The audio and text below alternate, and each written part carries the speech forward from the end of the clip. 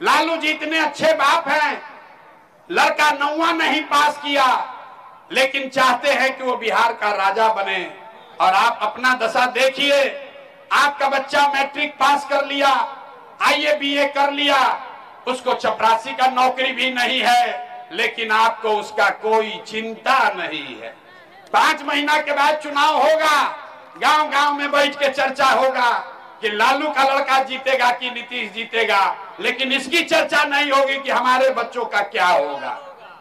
पूरा 5000 गांव में पैदल गए।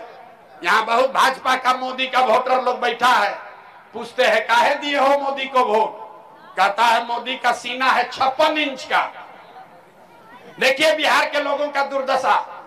कहता है मोदी का सीना है 56 इंच का, मुसलमान सबको भगा देंगे, पाकिस्तान और चाइना को सबक सिखा देंगे। कितना सिखाए हैं, अभी हम लोग को दिखा है।